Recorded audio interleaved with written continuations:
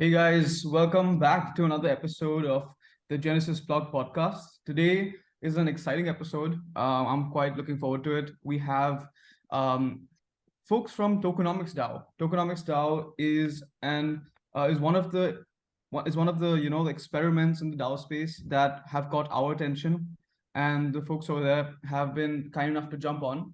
So with that, I'll hand it over to Siddharth, and of course, if you folks can also introduce yourselves, and then we can get right into the questions. Perfect. Yeah, thanks Sid for that. Yeah, so just as a bit of a background, we've got Flo and Mason from Tokenomics DAO. So they started Tokenomics DAO, I think it must have been about a little more than a year ago now. And yeah, it's one of the very interesting DAOs, and one of the ones that we are very obviously interested in, because tokenomics is one of the key aspects of evaluating a blockchain protocol or a platform, understanding how the token is structured and what are all the how it's distributed, what are all the flows in and out of it, and how it accrues value. And Flo and Mason have made a very good head start, and actually very good progress in breaking down exactly how that happens and gathering together a group of contributors who are all interested in the same mission, which is to understand and explore this new field of tokenomics. And yeah, see where it takes us, see how it evolves the blockchain space. So great to have you guys on the podcast. Thanks. Yeah, Thanks. thanks. Good to be here.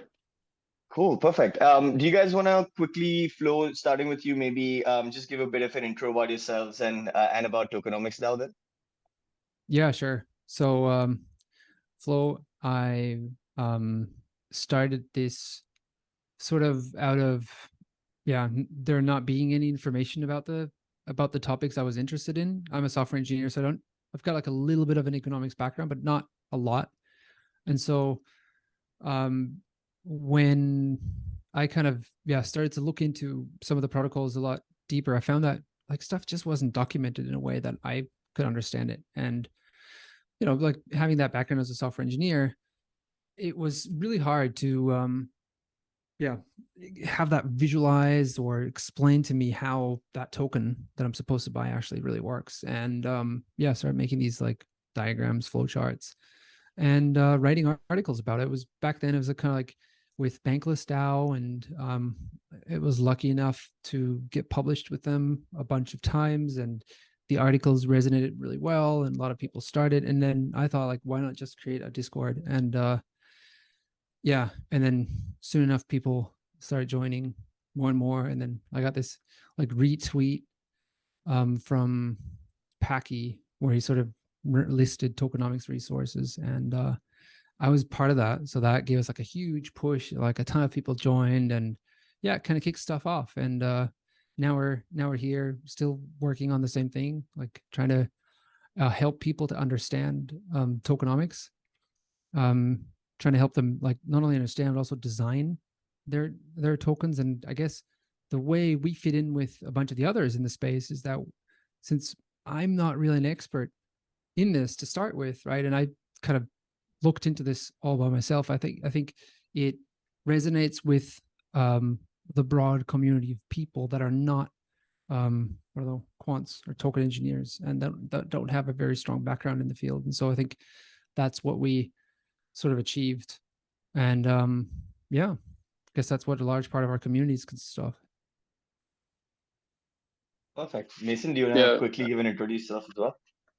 That's a good segue actually, because I sort of identify with that too, right? I'm not I guess you could say a quant or an engineer, right? I sort of have I guess you could say an informal product design background, and I sort of found Tokenomics DAO after, probably like many people, right, sort of being a bit burnt out by investment and sort of not understanding how certain things were happening, right? And obviously that sort of led me to investigate tokenomics, and I joined the DAO, what was it, maybe beginning of 2022, and I found what Flo and others were sort of doing as something, like very, how would you say, it was very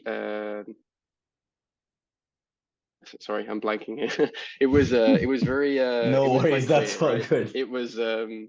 It was quite clear after sort of venturing and not really finding good explanations, or having to sort of sift through a bunch of articles, Git books, resources that again were maybe geared towards a different type of reader, right? It was sort of very it was nice to sort of find a resource that can, I guess, represent things in more of a visual way, right? And yeah, I sort of started getting more and more involved in the tokenomics analysis of Tokenomics DAO, right? I became a contributor, and and I guess it just sort of moved on from there. And then more recently, for the past maybe like 8-9 months, I've sort of only been doing the DAO, right? I sort of I wouldn't say quit my last job. Well, no, sorry, I quit my last job, and I sort of went full time, all in on Tokenomics DAO, because I sort of feel it to be what I sort of needed back in the day, and it be one of the best places to sort of get that, achieve that mission, I guess you could say, of sharing tokenomics in the best way possible, really. Cool. No, that's super interesting. So, and I guess it's a pretty big leap of faith to become a full-time DAO contributor, especially because we're still in the very nascent stages of figuring out how DAOs are structured, what they look like, and how exactly we're going to build them up.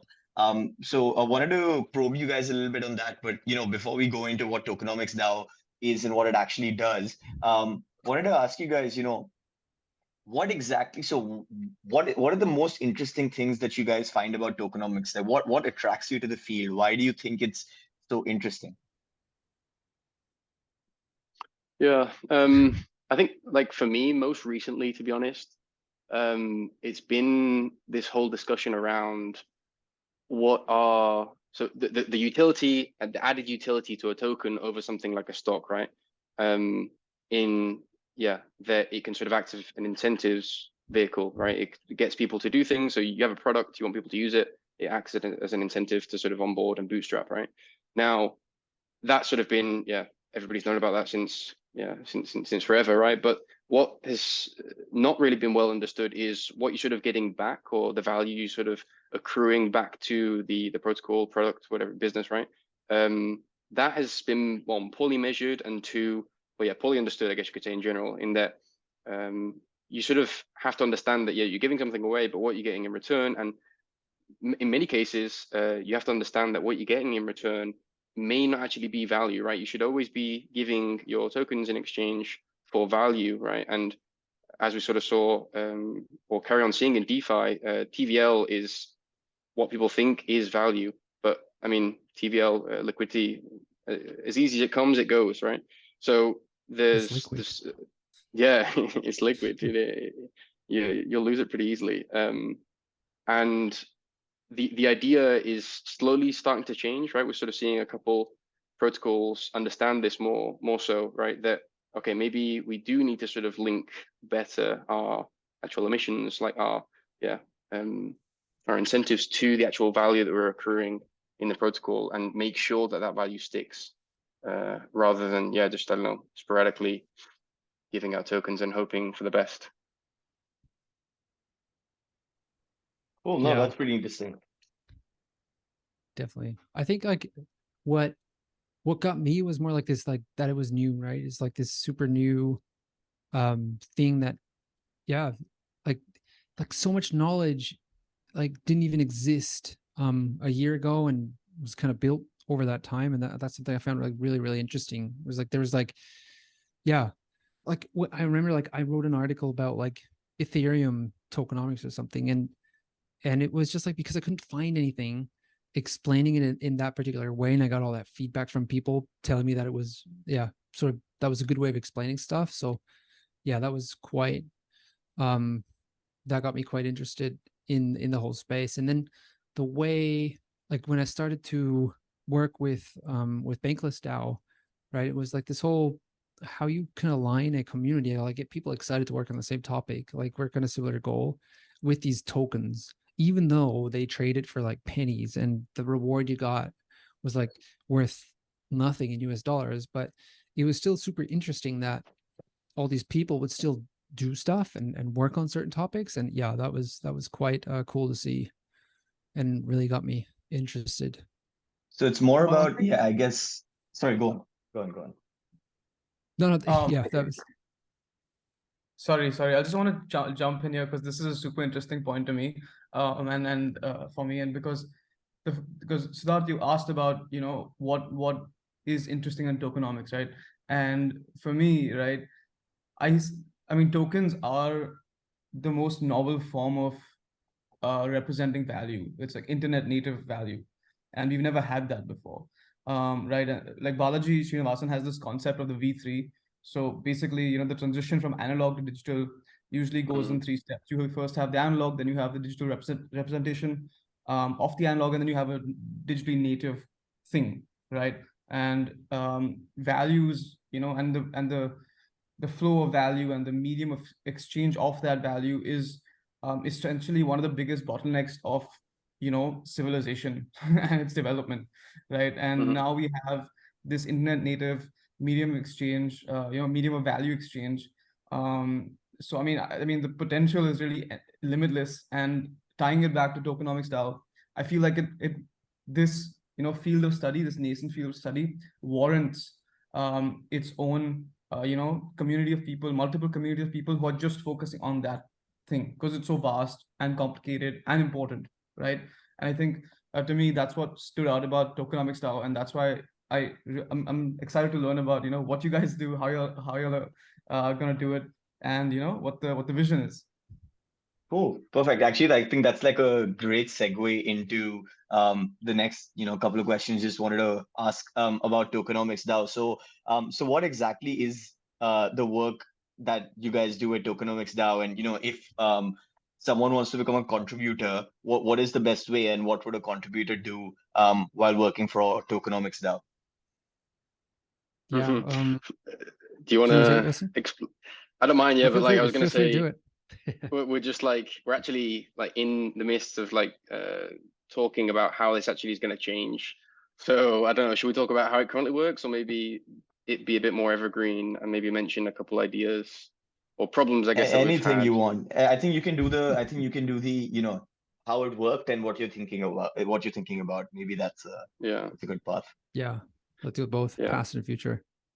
Okay, so how it's worked then, how do people sort of get into the DAO currently, right? So Tokenomics DAO, obviously niche is tokenomics. So we sort of, again, like started off with an idea of, okay, so anybody sort of entering the DAO, sort of, we have to pretty much judge and vet if they sort of know what they're talking about, right? They sort of have to have a certain set of skills and understanding in the space, right?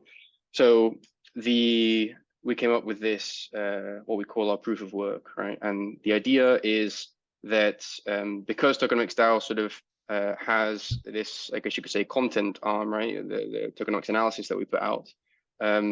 We thought, okay, so why don't we just align those two things, right? So why don't we say, perfect, we need to vet who's coming in, make sure they know what they're talking about, but why don't we also, in that process, sort of have that be aligned with the goal of creating content, right? So we sort of said, okay, let's get people coming in to do this proof of work process and create a tokenomics 101 analysis, right? And the reason we sort of call it a proof of work is that you're pretty much, you're spending all this time researching, writing, and editing an article, which, might take 20 hours, you know, pretty much in exchange for entrance into the DAO, right? That's how you sort of become a contributor.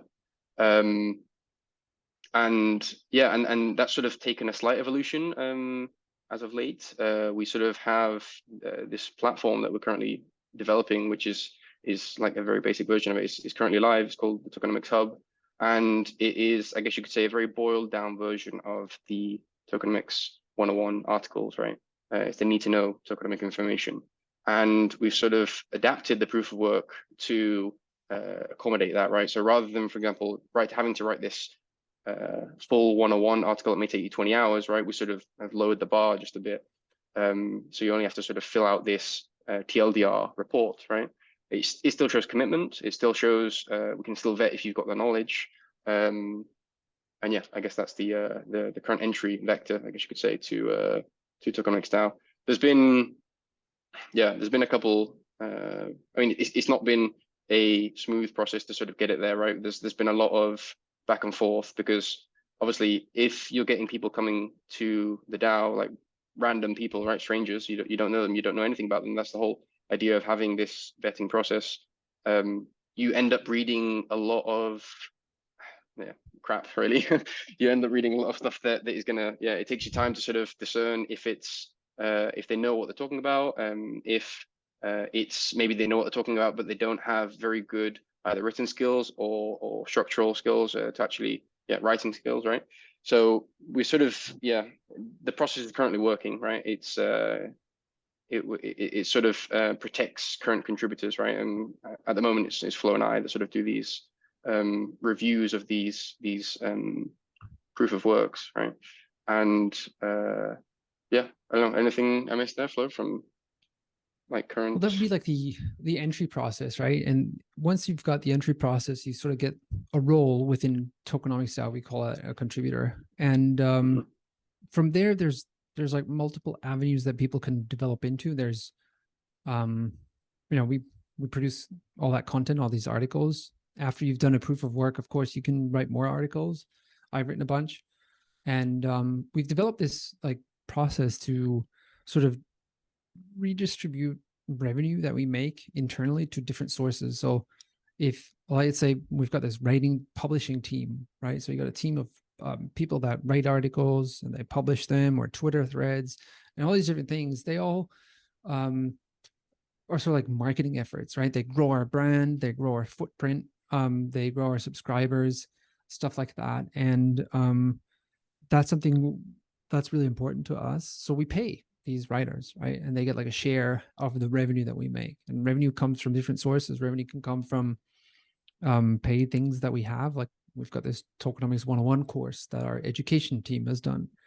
We've got a calculation template, that part of our tokenomics design framework, right? And we do consulting, or some of our contributors do consulting. So that's something where like people can get rewarded for content, because that content is really important for us. We, like, at some point we called it as part of our flywheel, right? We produce this content brings more attention, brings more people to read our stuff, and also brings us credibility, right? It's not only a proof of work for an individual, but it's also proof of work for us as a community, right? If we put out a lot of good content, someone, because there is no tokenomics degree or anything, right? But someone can go and read our stuff and see like, okay, looks like these guys have done some research, have spoken about this, know a lot about it because they've written so many articles. And I think that's why that is so important to us. So yeah, like I said, we've got these different teams. There can be like consulting, publishing, education. Of course, we run like a payroll. We've got a mechanism to distribute ownership and basically the rewards, parts of the revenue that we make. And then recently we started to build some software, which is this Tokenomics Hub, which is another part of the DAO, right? Another team of the DAO. And so, I guess we're structured in these different teams. And and I guess like in the future, or what we want to work on is that we make this more independent, right? Currently, these teams are all sort of also like loosely or very tightly coupled to Tokenomics DAO. We kind of want to separate them more, so that people who start these teams, they take on risk, but also have the upside if they take on this risk, but they still can use the Tokenomics DAO brand, the expertise, the resources, things like that. And then we'll have this core thing, the DAO, which will have more like the onboarding general features. And that's kind of what we're thinking of heading into this change that we haven't actually published to the community yet, but we'll do soon. Yeah, perfect. No, that's still working on it.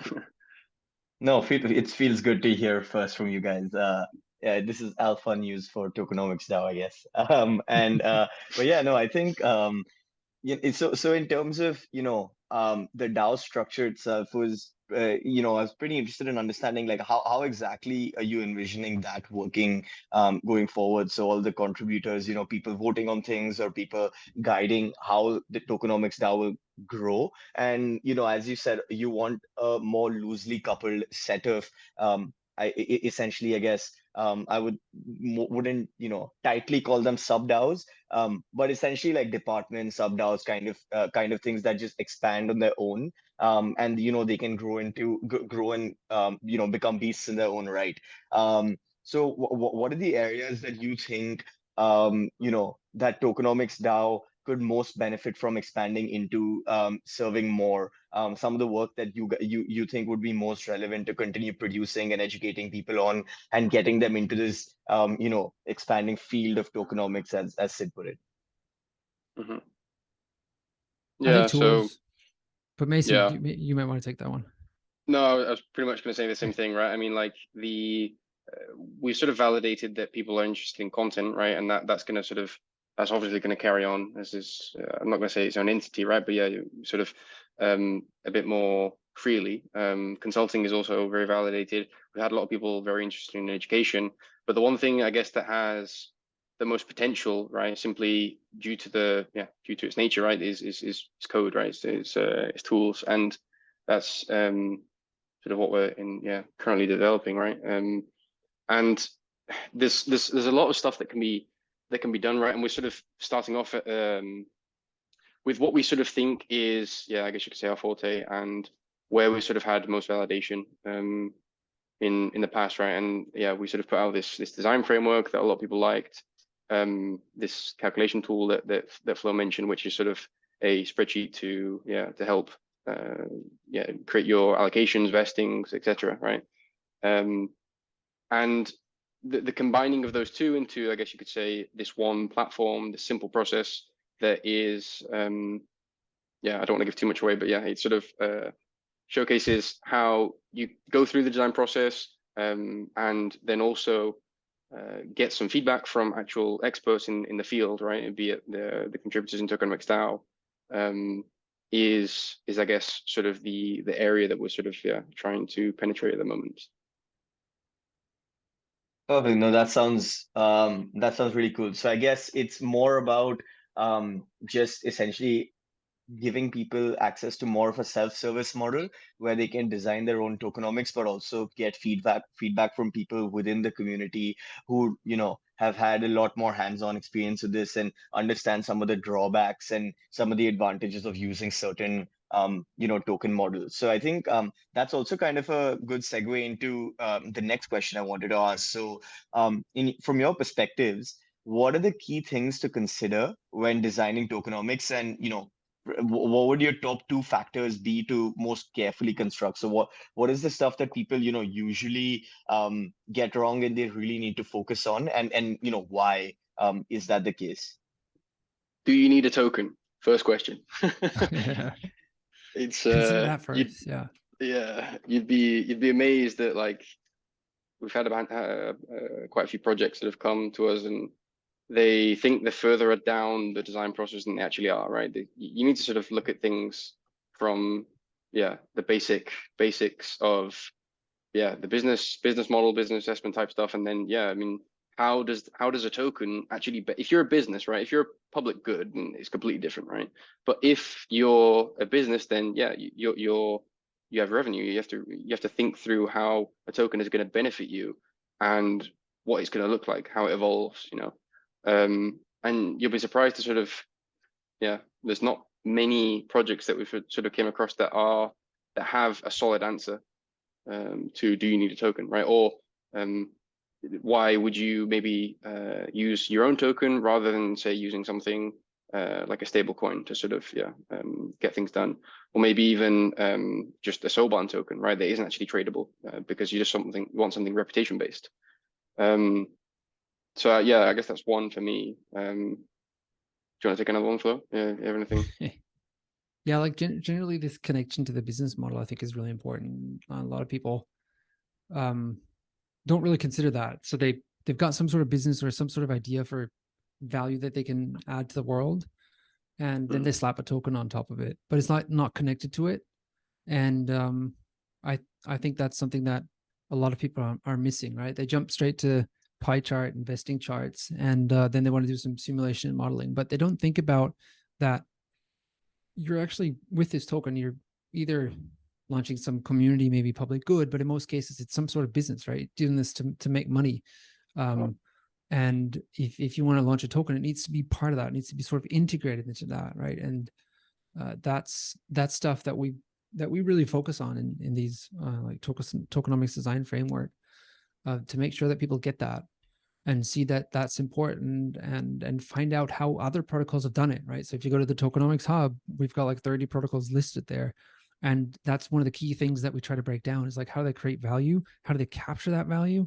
What's their business model? And how does that drive demand, right? We look into these like 4 things. That's the first topics we look into in documenting protocols. And with our design framework, we also try to, make sure that people have these points on their list when they're designing tokens. Yeah, it's there's another point there, like the value capture or value accrual, whatever you want to call it, right? I mean, that's something that is also it's a difficult topic, right? And many times you sort of protocols don't really, the projects that we've sort of been in contact with, and they sort of don't see that you've got 2 sides to it, right? You've got the value that can accrue to the project, right? And that may be the infrastructure that it's creating, maybe the assets that it's accruing, if it's, say a DeFi protocol, right? But then the one that everybody's sort of focused in on is the token mapping the value itself, right? And that's actually a different thing.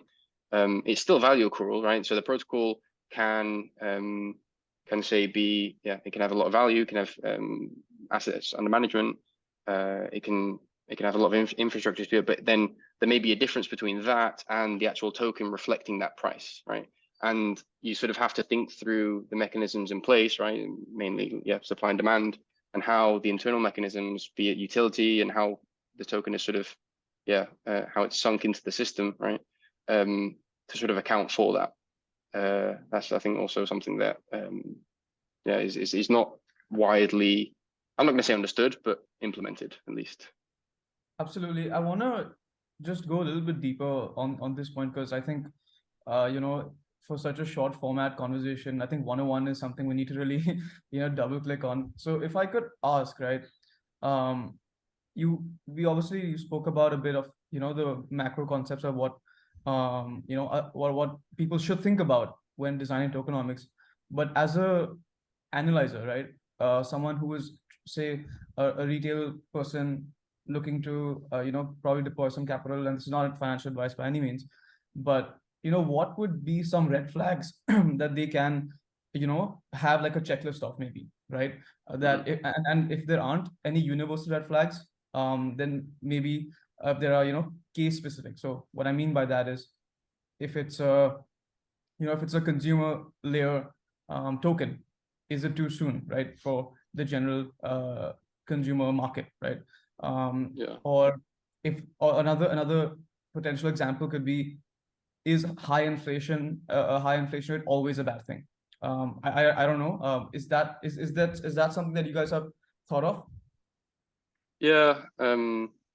So like, I guess general red flags, you could sort of say, you sort of look at vesting and allocations, right? So if obviously the team, investors, VCs have a huge allocation, then we generally have, at Tokenomics DAO, we sort of assume that these are likely to sell once they have vested. So that sell pressure that has to be accounted for, right? And if it is accounted for, then maybe it isn't a problem, but generally speaking, you don't want to see huge allocations for VCs, investors, right, and team and whatnot.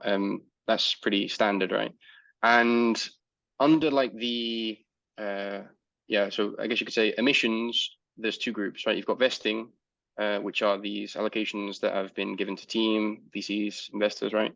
And they have a vesting period. They're sort of hitting the market periodically. And then you've got emissions, right, which is this like community allocation, which are it's incentives that are sort of going to users in exchange for value being accrued to the platform, right? What I sort of mentioned before. And so that's it. Both of those 2 are inflation, right? Now, just because you have inflation doesn't, you have to get the tokens to the market in some manner, right?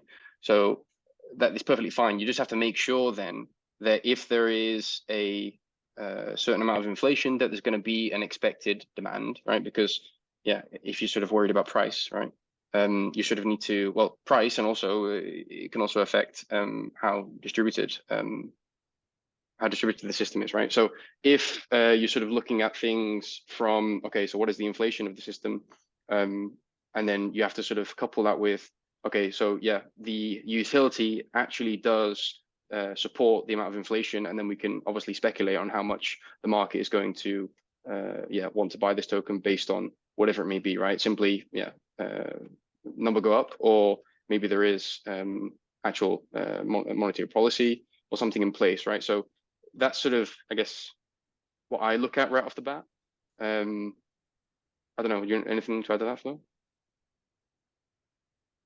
Yeah, I think like I mean, like the interesting thing, and that's why sort of we thought about building this platform, right, where we connect, bring in all this data, and then we'll start with a bunch of builders, offer them tools to design their tokens. The interesting thing is that both parties will look at a similar set of data, right? The same set of data. The builders are going to design a token that the investors are then going to buy, hopefully. And so if a token design is done well and it's connected well to a business model, and the investor can see, okay, there's some business model here, this is how they make money. And if you then can easily connect that to, well, okay, this is how this money connection then leads to token price increase, that's for me something I'll look at immediately, right? I'll try to find out, okay, how do they make money, and how does that end up in the token price? So if I buy the token and the business does well, does that mean the token goes up, or is that just pure speculation because others might think, right? Is there something else, or are they maybe paying me for that in terms of like something like a dividend, right, where you lock up your tokens, you get some pay for that, and will that dividend over time increase so that I can then pay that as a yield-bearing asset to someone else later on? So yeah, it's kind of like, yeah, you're looking at the same set of data, but from two different views, right? From the builder, it's like, well, yeah, this is how you should do it, and from the investors, like, this is how it's done well. But yeah, to me, it's all about this like business value creation, value capture kind of stuff. Can you give us one example? Like, we've spoken about all this in theory. Is there one particular example that stands out to you, which, when you look at the design, I mean, given how nascent everything is, that you think that, it's done well? Mm-hmm. I kind of like the way Balancer does it. They've, they're like an AMM. They make fees from swaps, right? You swap tokens, and liquidity providers get some of that, and the person who swaps pays a fee. And we always bring this example, like Uniswap doesn't capture any of these fees. Balancer does, and Balancer redistributes these tokens to a group of people that have locked up their tokens, right? So they have provided liquidity for the Balancer pair to, I don't know, something else, and then they take that token and lock that up. And if you locked up your tokens, then you get sort of like a dividend, right? So if that protocol does well, then you will continuously receive money for that. And we've now seen that many others have adopted that similar model. I'm not sure about the regulatory side of that, but it seems to be like okay, or accepted. I got no idea, because so many have done it. I'm not a lawyer, so don't take any of this as legal advice. But yeah, I kind of like this model, right? Because it's sort of like a dividend paying blue chip, right? You buy it, and if more people trade on this platform because the technology is good, maybe they have something else that makes it attractive for people to trade there. Maybe their algorithm is better, whatever. Yeah, then they will collect a lot of fees, and you'll get a part of that fee. Sounds good to me. Right. So then, if I had to just summarize, the value capture for the protocol is the swap, and then the value flow to the token holder is the dividend. Mm-hmm. Yeah. And I guess, like, in a way, like I try to look at, like, how does that drive demand for the token, right? Like to me, the demand for the token comes from like, who wants to buy the token? Well, the people who believe that they can keep collecting fees.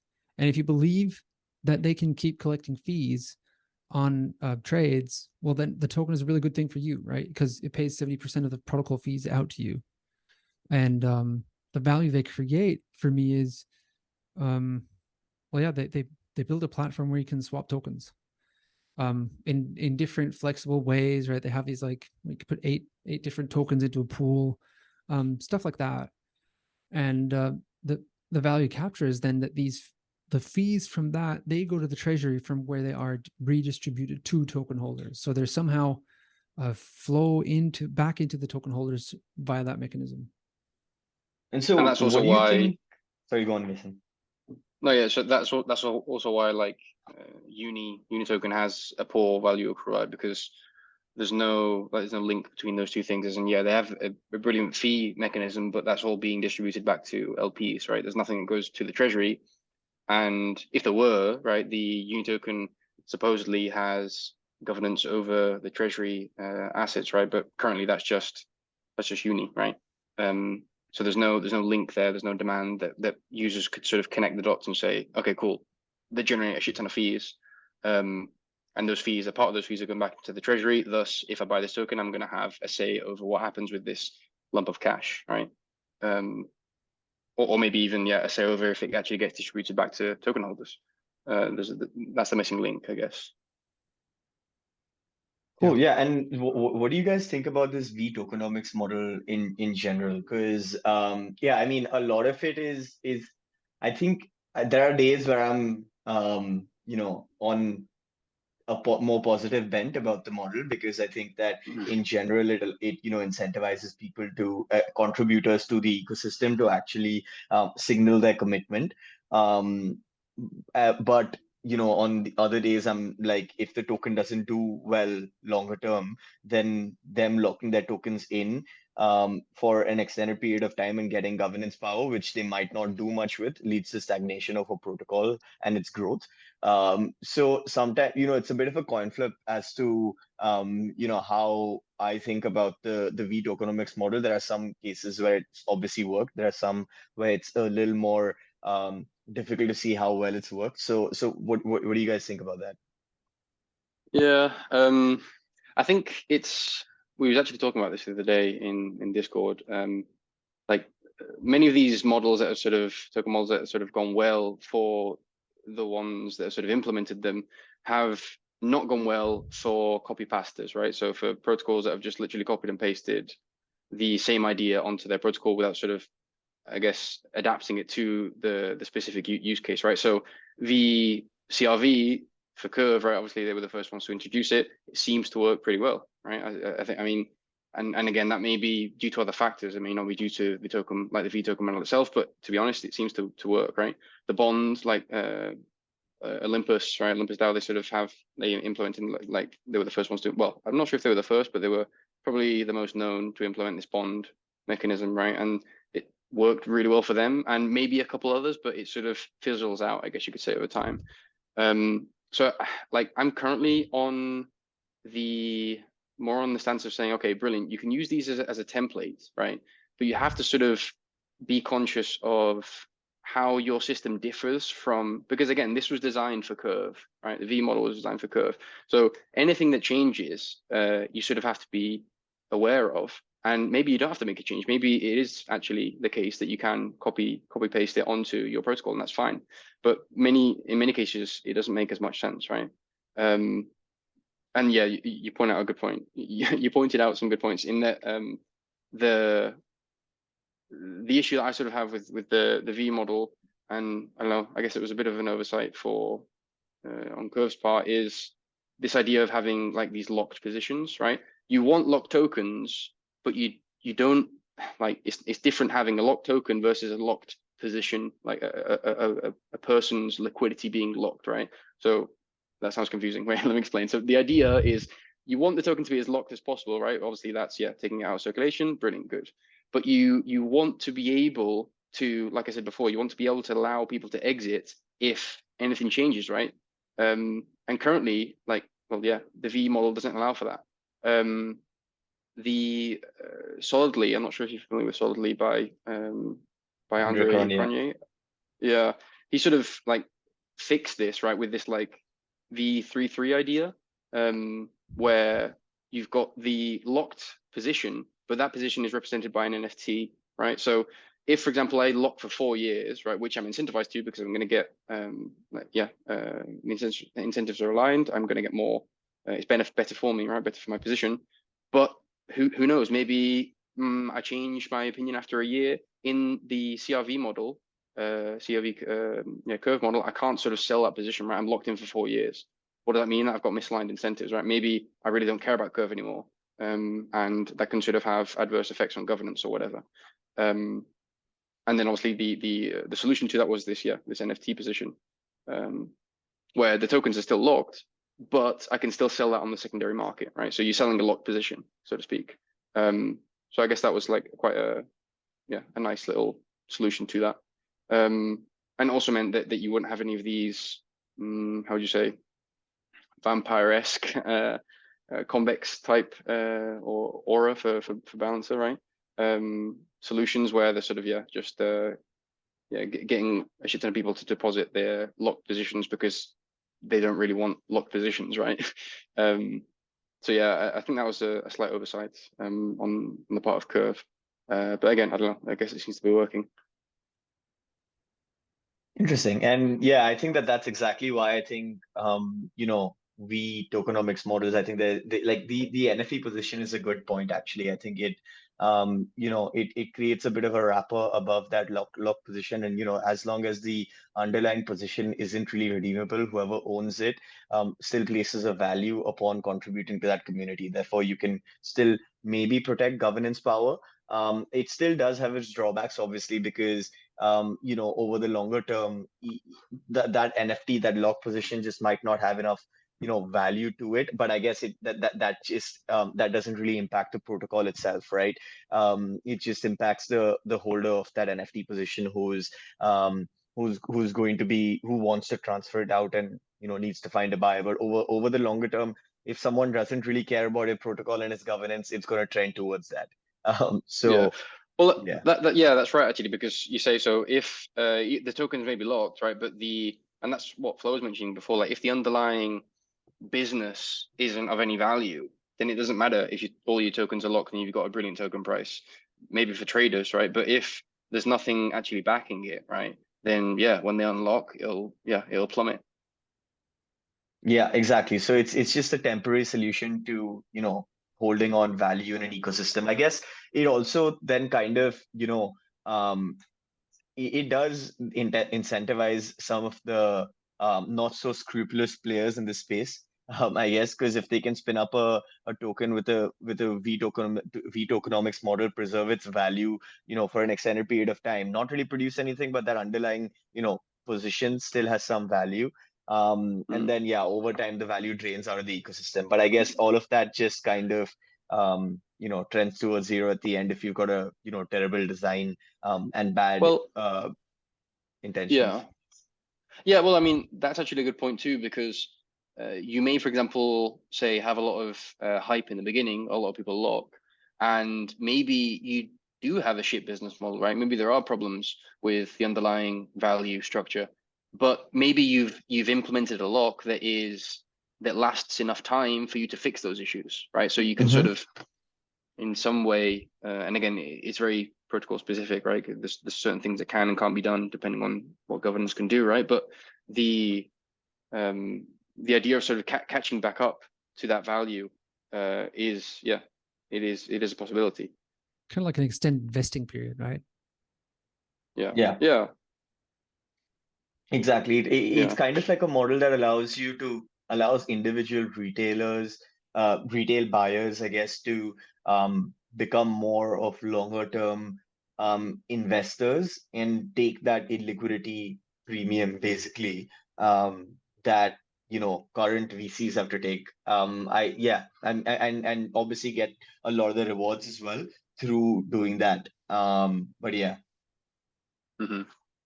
Cool. Yeah, I think in just as a follow on to that, So what do you think some of the best reasons are for a project to include a native token? Obviously, it generates value, but there are drawbacks, like, sometimes there can be a bit of a UI UX issue with tokens. And sometimes, as you said, the first thing that you said was, do you really need a token? Could you have done that better with a stable coin? I think that for me also is like one of the most important aspects of it. Yeah, like you can use a token, but what if you use a stable coin to do your to do the job? Could you achieve the same goals at the end of the day? So what do you think some of the best reasons are for for a project to actually include a token? And when should they really, what is that bar that they should cross, basically?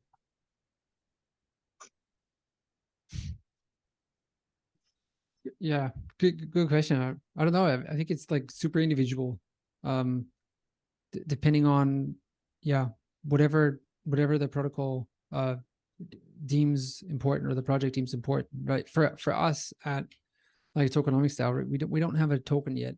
We've been sort of like keeping track of who created how much value and how much that would represent theoretically in ownership if we were to launch a token. But we still don't see the need for it yet. But maybe for us, the benefit that could push us over the edge would be like, well, we now really have a way to represent that ownership. Maybe there's other ways, better ways, but a token could be like an easy fix for that, so that it's not just on paper, but we could really put that into code, that whoever generates value gets some tokens and then can use these tokens to vote on maybe how the treasury is used, right? Like what we're going to use our money that we've earned for. And that might be something that might be a benefit, right? It's just like a community alignment. Another way, I guess, is like it's a way to raise money, right? You could go and create a token and sell that ownership or these rights onto something to people who are interested in buying in. So that could be a reason for or a good benefit in like launching a token. Yeah. It's like, so generally speaking, I guess, like Flo's right. I mean, it is project specific, so you can have different use cases, but I guess the maybe somewhat universal factor is this, the cold start problem, right? So solving the cold start problem of okay, we need either users or we need money, right? So we either incentivize users, right? And again, that sort of has to be accounted for in how the demand sort of then obviously, if you're incentivizing users, that means supply, so there has to be a demand there, right? It can't just literally be, here's token, do this, right? I mean, it works for a very, very short period of time, maybe in a bull market, but we don't, it's not sustainable. And then and that sort of then equates to bootstrapping a treasury too, which also, like, likewise, you sort of have to account for the fact that, okay, you've bootstrapped your treasury via incentivizing people to use your application, and and maybe increase the value of your token. If you don't have any connection between your treasury and the value being created, let's just say, use the basic idea of fees, right, in a DEX. Like I said before, you've only got your token in your treasury, meaning that if you want to sort of expend that value, you are either going to have to find somebody who accepts the token as payment and hope they don't sell, or sell those tokens for whatever the payment is. So if you need to hire devs and they want stable coins, well, you're gonna have to sell your precious tokens for stable coins and then pay them that way, right? So yeah, I guess bootstrapping cold start problem is, I guess, the generic answer there.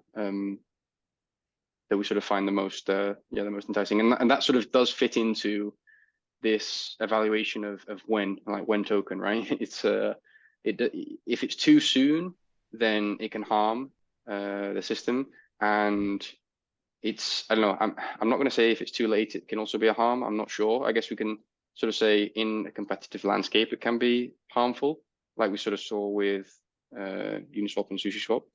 Uniswap didn't have a token for a long time, and then SushiSwap sort of like vampire attacked them because they sort of did launch incentives. And even though that sort of hasn't played out to be I guess, a benefit for SushiSwap, it sort of did harm Uniswap's value during a short period, right? So yeah, I guess that's the I what think I it's sort of think. all about, I think it's all about opportunity cost, right? It comes down to that. You know, if it's too soon, you risk making the whole project really volatile and vulnerable to speculation. And I think on the flip side, like you said, if it's too late, we just haven't had that much time to know the the actual effects or the actual downsides of being too late. But just, I mean, a Yeah, specific it's question from my end. Oh, sorry, go ahead. Go ahead. no, just to end on that point. Yeah, so like having a token means you have token holders, and the same way, like when you have a stock, you have shareholders. You sort of need to be, I guess, in communication with them, right? And that's fine. That's just how it is, right? But that sort of means that it's less time building. And if you're a team that is only building, then you've got token holder expectations, which again is fine, but it's just something else that's on the table once you have a token, right? And maybe you do need it because you need money, you need to bootstrap. But it's just something else that we've sort of seen being a problem sometimes. Yeah, absolutely. I think I don't remember where I read it or heard it, but it was I learned somewhere that launching your own token is like launching another product. So you have your own product, the protocol or whatever the product is, and then you have another product to manage as soon as you launch the token. So I mean that just really splits resources and makes life more difficult, right? And I think that's exactly what you're saying. Yeah. Yeah, it certainly costs a lot of time. I mean, it's funny because like it has to be, if it's another, like strictly speaking, if it's another product, then it's not well linked. But I know what you mean, right? You have to account for it. You have to sort of spend time on on something other than building the actual product, right? So yeah, You just spend I agree.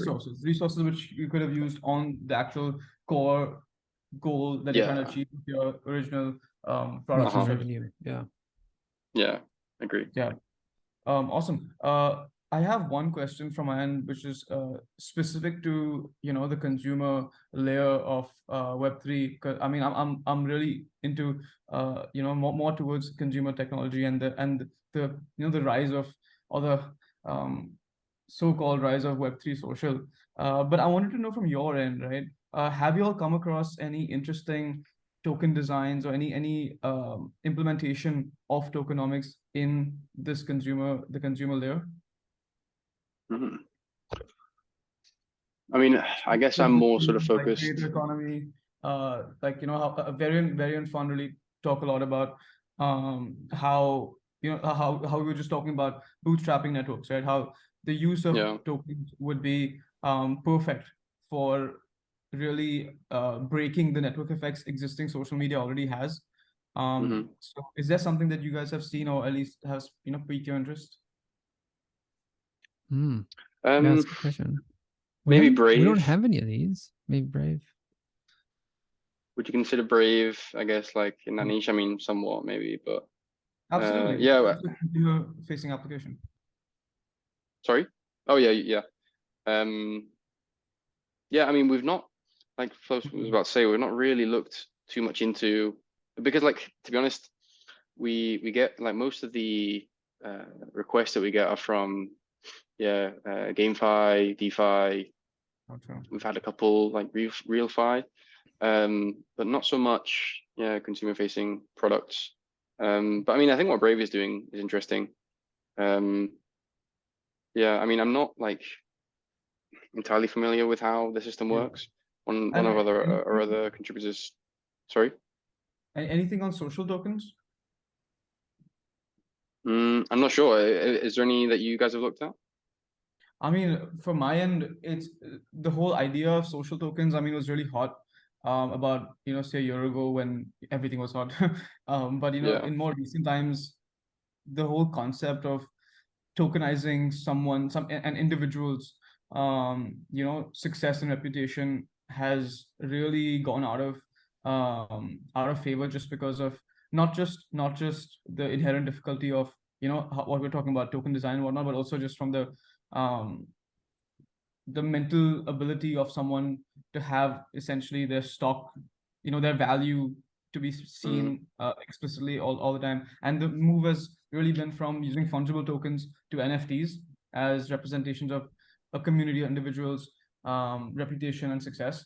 So I mean, that's like the biggest trend that I've seen. But in terms of like one interesting experiment that really came out of the last cycle was definitely Chili's. For me at least, Chili's basically helped represent social tokens, community tokens, I should say, for football, soccer clubs, large ones at that. I mean, and then essentially what they did was the reason for the token was to really get to incentivize fan engagement. So you could, for example, as a holder, have a say in the next season's kit design, right? Stuff like that. But other than that, honestly, there doesn't much. Yeah, I mean that's actually interesting because, like, during the World Cup, for example, all of these football club tokens sort of traded based on it's an economic signal, right? Which wasn't there before, to the same degree at least. And the interesting thing is that the same way that a token in, say, a DeFi project has to have a utility, the same has to be said for these like brands, right? And let's say a football club. So what you pretty much just said. I'm not actually familiar with what utility they have per se. So if you say it's governance or having, that's not really like, some form of well, no, so like actually I think it is different in terms of like a brand that you love, right? I think there is a difference in having a say over that type of brand versus something that is just an economic endeavor. Because think about it, right? Imagine your favorite brand, right? That you either let's just say, get entertainment from or use on a regular basis, right? You probably would be enticed to some degree, right, to sort of expend a certain amount of money in sort of either being closer to it or having a say over certain decisions, right? So in the case of football clubs, I do think governance, I mean, you probably can't call it governance, right? But having, I guess, a closer engagement with certain decisions or broadcasts or whatever it may be, right? I do think it has a bit more of an enticing nature to it than just the typical DeFi governance. Yeah. I think this whole space is quite like is extra early. There was this one really interesting experiment.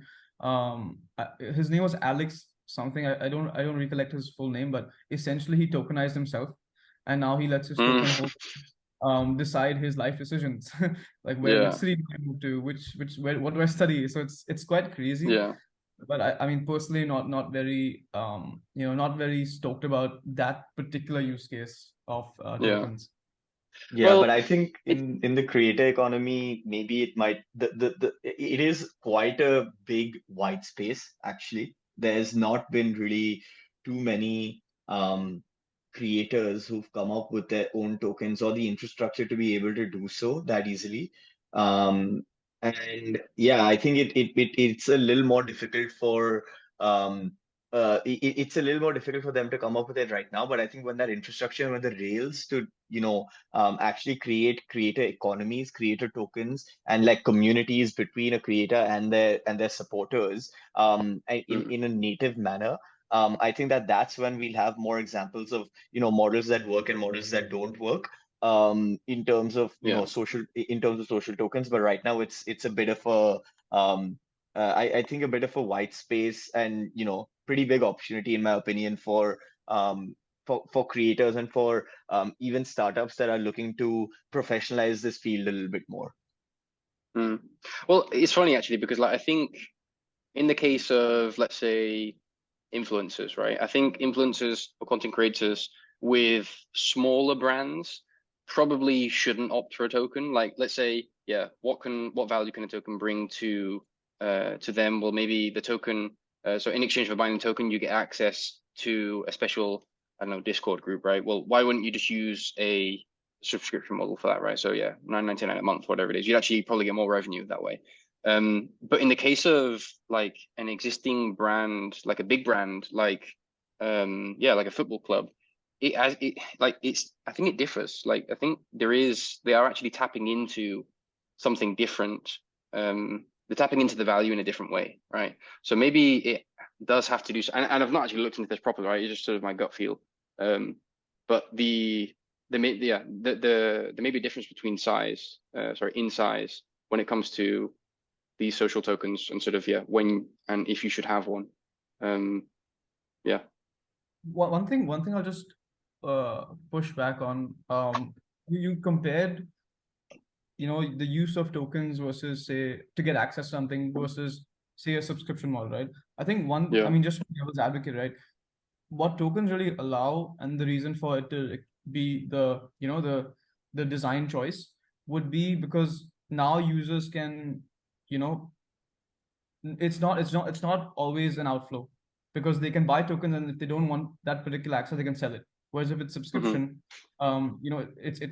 it's sunk cost, right? And this whole idea, I mean, I think it was Jesse Walden who coined patronage plus, right? Where you're not just, say, something like a Patreon, right? You're not just giving $3, $5, $10 a month, but you that act of supporting the creator is also investment for you, which is not possible via, which is uniquely possible via tokens. Yeah, I don't know. I mean, I'm still not convinced by that, because the way I sort of see it is, if you're the creator, right, you want revenue rather than a token. I mean, maybe not in all cases, right? But if you want revenue, then why wouldn't you just charge per month, right? I mean, in my opinion, there's more of an incentive to sort of have a subscription model than a token, simply because the token, it doesn't actually accrue directly to you, right? I mean, it accrues to the token, but then you have to sell it if you actually want to do anything with outside of, I guess, the little ecosystem, right? So I think there's specific use cases that I'm on board with. Like I said, I've not really looked into it properly, so I'd be interested to maybe read some articles if you could sort of share them. Yeah, I think that from my perspective, in terms of how social tokens should actually be designed, I'd lean more towards that NFT model, where you have like a token gated NFT to join this community. You get perks, you get access to the creator, you get early access to the songs. Maybe you get like some sort of, I mean, if you're like talking about a musician or an artist, you get special editions of some of their work. And I guess if that token kind of appreciates in value over time, right? Because it's an NFT. I guess that, if there are a limited number of NFTs, then over time, if the person gets big, then, and the token price, essentially the value of having that NFT appreciates, then you can either choose to keep it, or you can actually sell it off, and say, okay, like someone else is a bigger fan than me, they're willing to pay this much for it. So I guess it becomes a bit of an economy in that way as well. And initially it allows the creator to understand their audience to a much keener level. So it's that whole 1,000 true fans model. Yeah. But like, again, wouldn't that be more like, for the creator, wouldn't it be more of an incentive to do all those things that you just said, but have a subscription model? Because I agree that if, for example, the service that they're providing, be it, maybe a closer engagement with the creator themselves, so the fan would be, they'd be more enticed to sort of hold that NFT.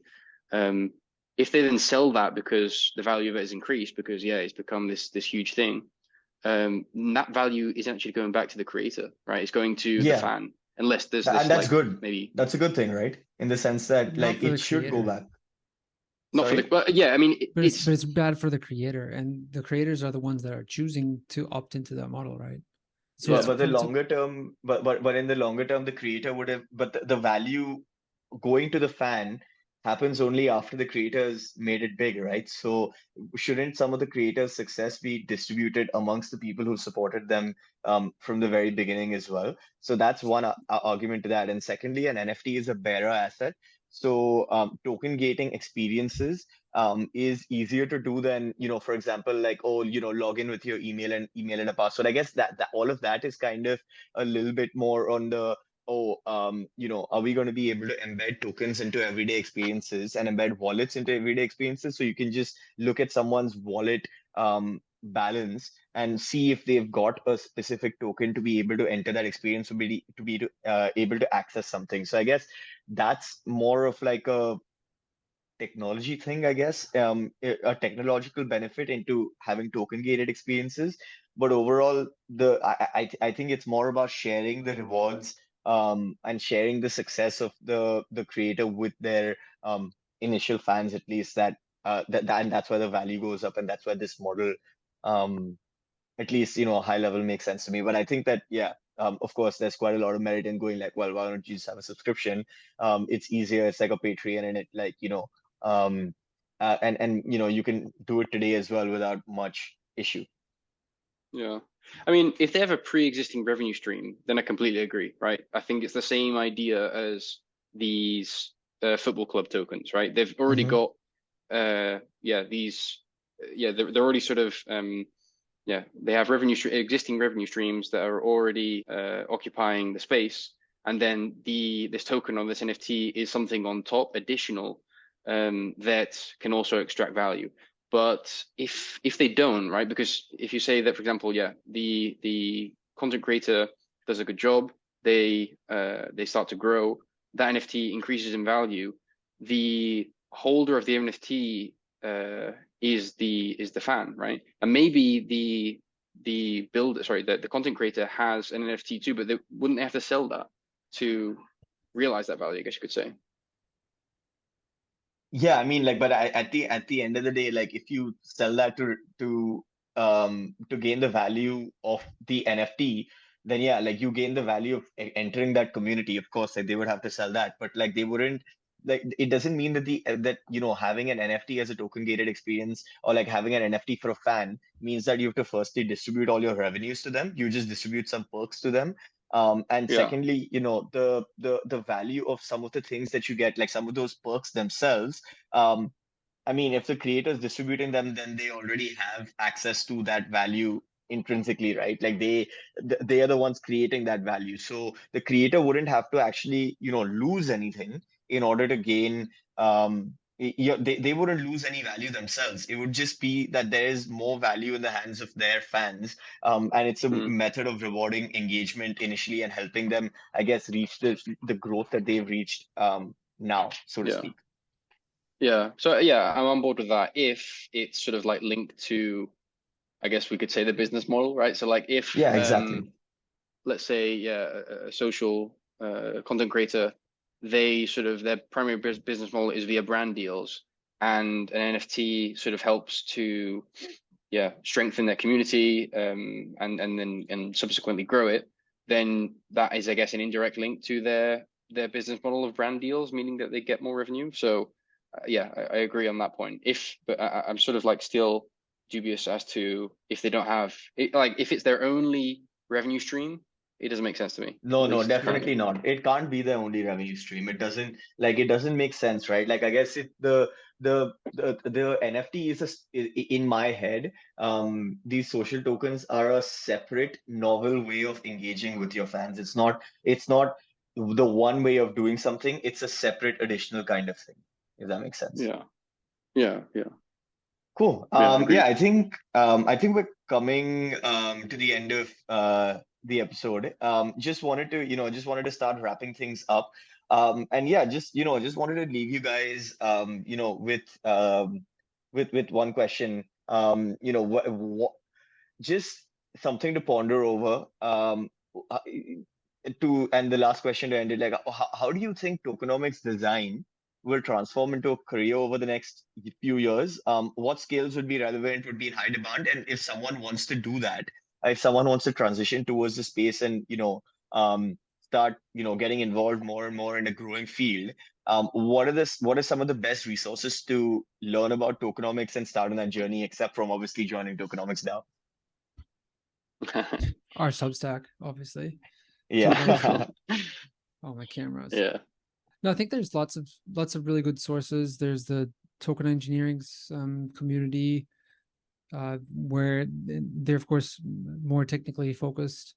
I guess there's also a bunch of more entry-level type things, more and more content in this area popping up, more and more like niche substacks coming up, producing content, educating people. I think, I hope the field will like mature a lot more, right? There'd be a lot more knowledge, crowdsourced knowledge as well, like how to do stuff, how stuff works. Currently it's still sort of this like,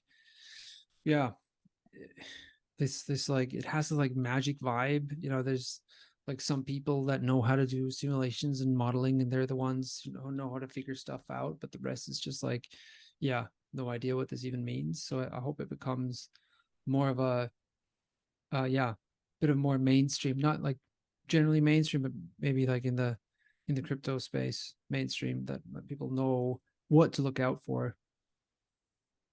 Yeah. I guess, I don't know, like topic wise, maybe, I mean, I sort of found like game theory is really interesting in all of this. You got like on the design side, right? So game theory, maybe mechanism design, also just like understanding the very basics, right? So crypto economics, at least has helped me a lot in sort of, because the way I sort of go about things is, when I start to look into something, I dig as deep as possible and then work my way up. So if you dig deep and don't understand the basics, then you're not going to really have anything to build on top of, right?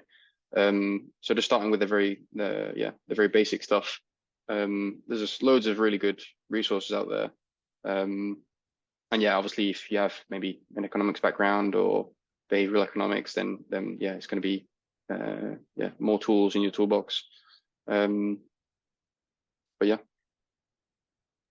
Cool, perfect. No, that's super helpful. I think, from our perspective as well, I think you guys have got quite a good set of resources to actually learn from. And I think that tokenomics is 100% one of the areas that I am most interested about in the space, that I'm going to continue being a part of as time goes on. And I think the same can be said with the rest of us here at Genesis Block. I think it fascinates us, all the different types of fields that it brings into one, such as the ones you mentioned right now, Mason: behavioral economics, game theory, just regular, mechanism design. All of those kinds of things are very, very interesting in and of themselves, and when you bring them together in a bit of a melting pot, I think that gets extremely invigorating. So no, cheers, and thanks so much for jumping on with us today at Genesis Block.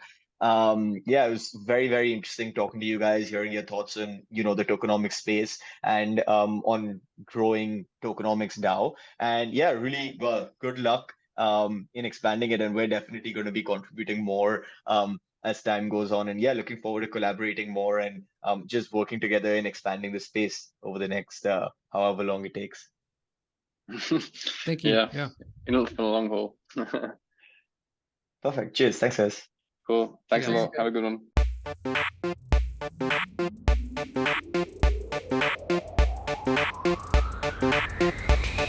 one.